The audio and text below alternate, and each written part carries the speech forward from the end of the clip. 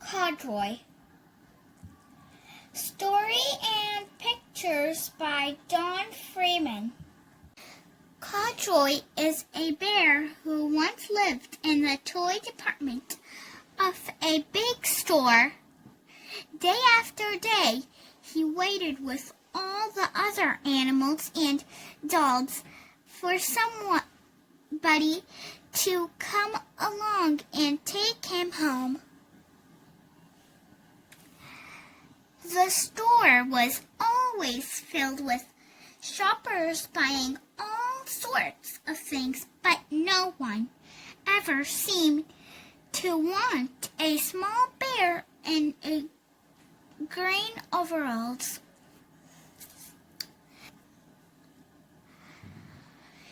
Then one morning, a little girl stopped and looked straight into Corduroy's bright eyes.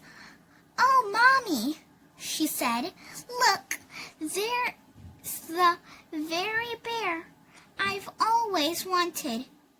"Not today, dear," her mother sighed. "I've spent too much already. Besides, he doesn't look new.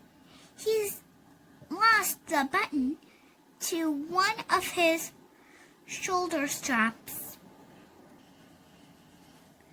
Corduroy watched them sadly as they walked away. "I didn't know I'd lost a button," he said to himself. "Tonight I'll go and see if I can find it." Late that evening, when all the shoppers had gone and the doors were shut and locked, Corduroy climbed carefully down from his shelf and began searching everywhere on the floor for his lost button. Suddenly, he felt the floor moving under him. Quite by accident, he had stepped onto an escalator and up he went. Could this be a mountain? He wondered. "I think I've always wanted to climb a mountain."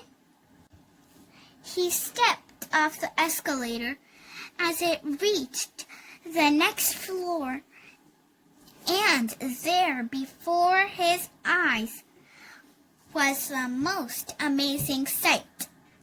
Tables and chairs and lamps and sofas and rows of beds. "This must be a palace," Corduroy gasped. "I guess I've always wanted to live in a palace." He wandered around, admiring the furniture. "This must be a bed," he said. "I've always wanted to sleep in a bed." And up he crawled onto a large, thick mattress. All at once, he saw something small and round. "Why, here's my button," he cried, and he tried to pick it up, but like all the other buttons on the mattress, it was tied down tight. He yanked and pulled with both paws until pop! Off came the button, and off the mattress Corduroy toppled, bang, into a tall floor lamp. Over it fell with a crash. Corduroy didn't know it, but there was someone else awake in the store. The night watchman was going his rounds on the floor above. When he heard the crash, he came dashing down the escalator. "Now, who in the world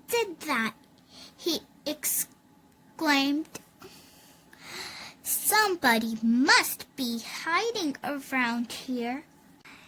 He flashed his light under and over sofas and beds until he came to the biggest bed of all. And there he saw 2 fuzzy brown ears sticking up from under the cover.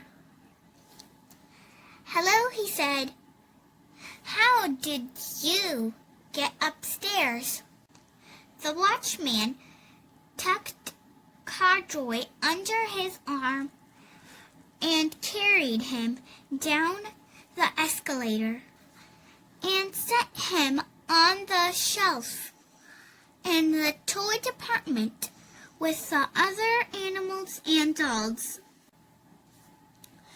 Corduroy was just waking up when the first customers came in to the store in the morning, and there, looking at him with a wide, warm smile, was the same little girl he'd seen only the day before. "I'm Lisa," she said, "and you're going to be my very own bear.